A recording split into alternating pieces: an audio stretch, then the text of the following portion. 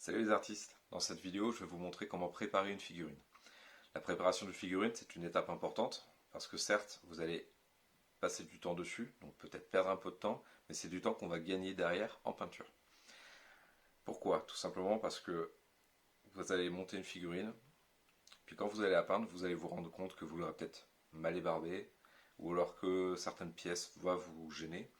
Donc tout ça c'est quelque chose qu'il faut travailler en amont. Donc pour ça on a des notices de montage. Et on va utiliser ça, puis ça, après on va cogiter un petit peu pour savoir ce qu'on doit monter, ce qui est possible de monter et ce qui va peut-être nous embêter plus tard. J'ai préparé 2-3 petites choses, enfin des notices, tout ça, pour vous montrer ce qu'il ne faut pas faire et ce qu'il faut faire. Voilà. Allez, on se retrouve sur ma table de montage. Moi j'utilise différents matos, des pinces coupantes.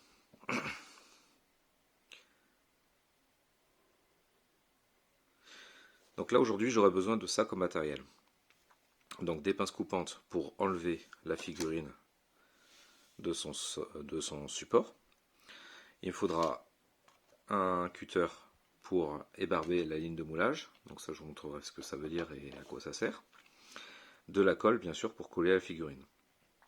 Donc de la colle, moi j'utilise soit de la liquide ou soit de la gel. La superglue liquide c'est bien quand vous avez des surfaces qui sont impeccables et qui s'adaptent bien les unes avec les autres. La gel c'est mieux pour combler des trous ou alors pour les figurines en métal ou en résine où ça s'adapte pas très bien. Et après vous pouvez utiliser un peu les deux pour, c'est-à-dire moi je mets 50-50 quand j'ai des surfaces qui s'adaptent pas très bien et que je veux que ça colle un petit peu plus vite. Voilà. Alors pourquoi je vous ai montré deux pinces coupantes? Les deux pinces coupantes, c'est parce qu'il y en a une qui est bien et l'autre elle est pas du tout bien. Donc ça, bon, c'est une vieille pince coupante, mais voilà, ce modèle-là, il est à éviter. Pourquoi? Vous voyez la partie lame, bon, certes elle est abîmée, ça fait des années d'usure, mais en fait elle n'est pas vraiment plate sur le dessus. C'est-à-dire que si vous allez couper votre figurine et que vous collez ce côté plat sur le drapé par exemple, c'est-à-dire ici, je vais le faire, voilà. Si vous coupez ça avec cette pince, et ben en fait vous allez avoir ça va ressortir, le téton il va ressortir un petit peu plus là. Ces pinces coupantes ici, elles sont plates. Voilà. Et donc là vous allez vraiment couper au plus proche de la figurine. Ça donne ça.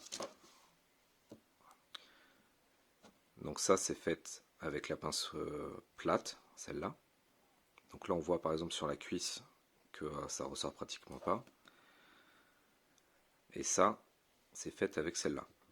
Et là on voit que ça ressort bien.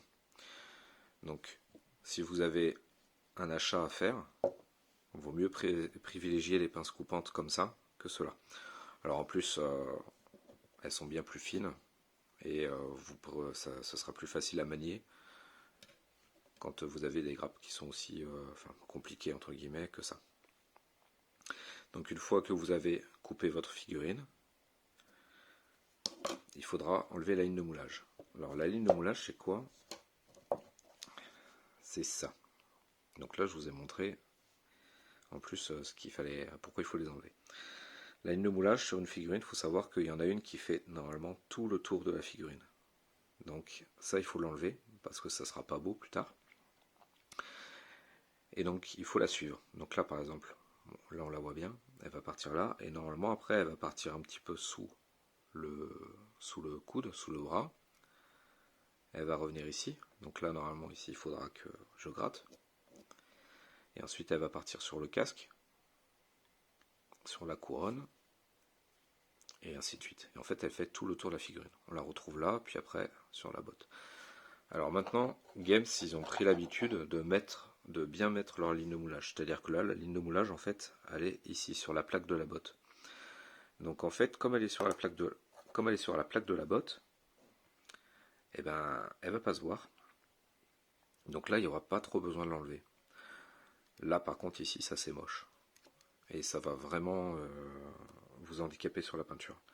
Alors pourquoi je vous dis que ça va l'handicaper sur la peinture? Tout simplement parce que si vous peignez votre figurine à l'aérographe, voilà ce que ça va donner. Donc là, j'ai tout simplement pas ma figurine en noir et j'ai fait un zénithal blanc. Donc c'est-à-dire que j'ai pris mon aérographe comme ça et je l'ai donné comme ça. Et bah là, la ligne de moulage elle va ressortir bien comme il faut.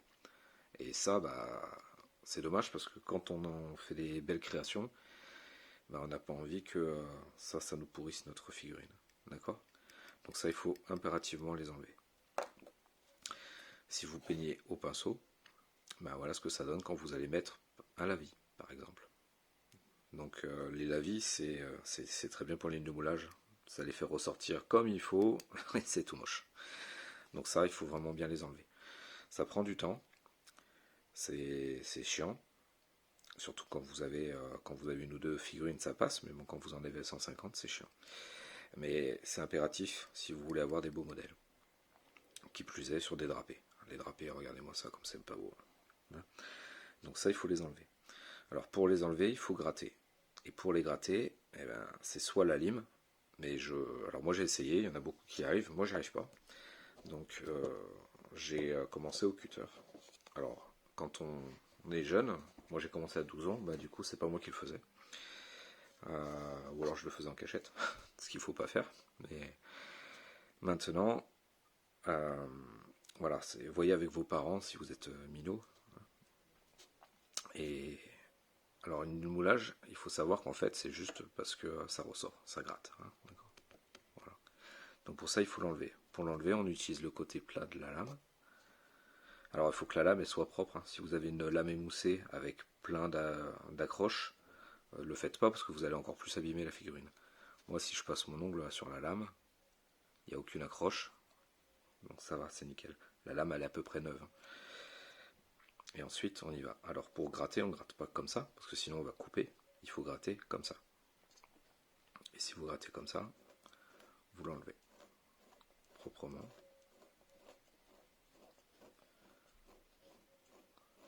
Donc quand vous ne savez pas faire ou que c'est la première fois, bah vous y allez mollo, vous faites attention à ne pas vous couper.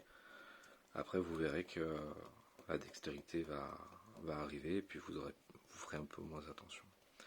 Donc une fois que c'est fait, donc là j'ai bien gratté la peinture, on voit un petit peu la ligne de moulage qui est dans le plastique. Et là, si je passe mon ongle, ça accroche plus. Donc si ça accroche plus, ça veut dire que quand je vais passer ma peinture, on verra que le drapé, on ne verra plus cette ligne de moulage. Et ça, si vous le faites sur toute la figurine, bah, vous n'aurez aucun lavis qui va rentrer dedans. Donc après, vous avez ces petits, les petits points, les puits de, je sais plus comment on appelle ça. Bon, c'est là où le plastique va rentrer. Donc là, ceux-là, je les coupe un petit peu.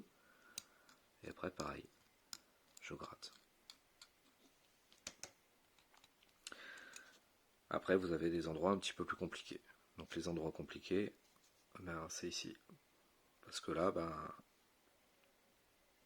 il faut pas se louper pour pas abîmer sa figurine. Mais c'est pas grave. On prend son temps, on prépare sa figurine. Et après, ça ira de plus en plus vite. Alors pourquoi on gratte? C'est parce que si je fais comme ça, ben, je risque de couper les petites pointes. Ou me couper moi. Après, il y a l'intérieur de la couronne. Alors l'intérieur de la couronne, bah, si vous y arrivez, tant mieux. Si vous ne y arrivez pas, on va dire que c'est pas non plus grave parce qu'elle se voit pas trop. Pourquoi? Là, la ligne de moulage, en fait, ils l'ont mise sur le casque. Et après, à l'intérieur, ma foi, je pense pas que les gens ils viennent et regardent votre figurine comme ça. Ils disent, dis donc, t'as pas les bardés sous la couronne. Hein, d'accord. Alors, une fois que tout est bien débarbé, qu'on a fait toutes ces pièces, on n'a plus qu'à coller et les assembler. Voilà. Pour déclipser une figurine, donc c'est-à-dire au tout début, ce modèle-là, vous prenez la pince, vous collez au maximum au plastique et vous serrez. Il n'y a rien de compliqué là-dessus. Et après, ça s'enlève, d'accord? Le truc qu'il ne faut pas faire, c'est à la main, comme ça, d'accord? Donc ça, je ne vais pas le faire parce que j'ai pas envie d'abîmer la figurine, mais l'enlever à la main, il ne faut pas le faire. Parce que si vous arrachez cette partie, ça va, mais si vous arrachez cette partie-là, bah vous allez casser votre figurine. D'accord? Donc faites-le avec des pinces, avec du matériel, et non pas à la main. Surtout que maintenant, Games, ils font des figurines qui sont très fines. quand on voit la finesse ici, là regardez, ça tient sur rien. Donc c'est des figurines qui restent solides, mais si vous forcez, vous allez les casser. D'accord? Et après à recoller, c'est l'enfer. Donc faites attention, utilisez du bon matos. Les pinces, un petit scalpel si vous savez le faire, sinon c'est la lime si vous êtes un peu maladroit. D'accord? Et ensuite, le montage d'une figurine, ça se réfléchit. Donc quand je vous dis que ça se réfléchit, c'est parce que si je vais prendre par exemple un loup tonnerre, là moi je vois qu'il y a un bonhomme sur un loup. Le loup, j'aimerais bien le faire en fourrure, par exemple un loup noir ou un loup blanc sur le dessous, marron sur le dessus, bref, on s'en fiche, du gris, tout ça. Le mec qui est au-dessus, lui par contre il sera en couleur différente. Et ce sera peut-être plus facile à peindre s'ils sont les deux désolidarisés. Donc pour ça, on va un petit peu regarder dans la notice. Et là on voit que ici, ben, on peut coller le bonhomme. Donc là il n'y a que les jambes, j'imagine qu'il y aura son corps là, mais il y aura le bonhomme sur le loup. Donc là, en fait je me dis que je pourrais monter le loup, le coller sur le socle, monter le bonhomme à part, et ensuite peindre les deux séparément. Ce sera bien plus simple à faire. Et alors qui plus est à l'aérographe, parce qu'à l'aérographe, du coup je peux faire le loup sans m'inquiéter de déborder sur le bonhomme, et après je peux faire le bonhomme sans m'inquiéter de déborder sur le loup. Voilà, au pinceau, c'est vrai que c'est peut-être plus sympathique, mais après c'est pareil, si vous faites un brossage, parce qu'il y a beaucoup de fourrure, on va faire du brossage là-dessus. Donc si vous faites du brossage, il faudra faire attention à ne pas dépasser là-dessus. Là, si les deux figurines elles sont séparées, il n'y a aucune inquiétude à avoir, vous faites votre brossage tranquille, et le bonhomme ne va pas vous déranger. Voilà pourquoi étudier la petite notice avant, c'est assez important. Pareil, si on veut poser des aimants, les Space Marines, ils peuvent être équipés d'épées tronçonneuses, d'épées énergétiques, de gantelets, de tout un panel d'arsenal. Là, je vois que ici, je pourrais peut-être mettre un aimant sur le bras, donc 2 aimants, hein, un chacun. Du coup, ici, je vois que là où je vais devoir percer pour poser mon aimant, c'est 2 pièces séparées. Donc je vais devoir percer au milieu de 2 pièces, et là je sens que quand je vais tourner mon fourret, je risque d'avoir des complications. Donc du coup au montage il va falloir que je colle bien toute la partie de la pièce, c'est-à-dire que moi j'ai l'habitude de mettre un point de colle là, un point de colle là. Là, si je vais monter, il faut que je colle entièrement la pièce pour que ce soit solide après quand je perce. Voilà. Tout ça, ces petits détails, vous les apprendrez, ce sera l'expérience qui vous l'apprendra. Mais c'est assez c'est important. Étudiez la petite notice de montage, passez pas 3 heures, vous vérifiez un petit peu ce qui vous intéresse. Hein, alors pourquoi le montage est important? Si j'avais monté tout mon land speeder en une seule fois, ben, j'aurais bien été embêté pour peindre les bonhommes, peindre un peu leurs jambes, le cockpit, d'accord. Et puis après, mes petites OSL, tout ça, bah, enfin, faut pas croire, je suis pas non plus une foudre de guerre en peinture, mais bon, ça reste quand même des pièces un peu compliquées à faire, d'accord. Donc du coup, là, ce que j'ai fait, c'est que moi, les 2 bonhommes, je les ai montés séparément. Et ensuite, la carcasse, je l'ai montée séparément également. Et après, le dessous, je l'ai monté séparément. Les portières, je les ai peintes à part. Ça, je l'ai peint à part. Ça me permet en fait de faire du blanc à l'aérographe, du noir à l'aérographe. Et ensuite, quand je monte, bah là, j'ai pas de souci. C'est propre, c'est beau. Tandis que si j'avais tout monté, bah l'aéro, j'aurais dépassé, en faisant mon blanc, j'aurais dépassé sur le noir et vice versa. D'accord. Donc c'est pour ça que c'est bien d'étudier la notice et puis après de peindre et de monter. Vous savez comment couper, on fait attention. Vous savez comment ébarber, on fait attention. Vous savez coller maintenant. C'est assez simple là-dessus. Là où c'est plus compliqué, et l'expérience vous fera, enfin vous gagnerez du temps là-dessus, c'est vraiment le montage en lui-même. C'est-à-dire vérifiez bien les notices de montage étudiez votre figurine, pensez peinture, c'est le plus important. Pensez peinture, dites-vous, est-ce que ça je vais arriver à le faire? Est-ce que ça va pas m'embêter? Et montez votre figurine. Après vous ferez des erreurs, ça vous servira pour les suivantes, d'accord? Pareil, si vous montez une armée, le mieux c'est de peut-être monter une figurine ou deux, de les peindre, d'aller jusqu'au bout. Et une fois que vous avez fait ça, vous pouvez attaquer le reste. Là, vous aurez compris des erreurs sur une ou deux figurines, et après sur le reste, ça va dérouler tout seul. Voilà. J'espère que le tuto vous aura plu. Parlez-en à vos amis qui s'abonnent, et puis je pense que les prochains tutos, ce sera la peinture. Voilà. Allez, ciao ciao.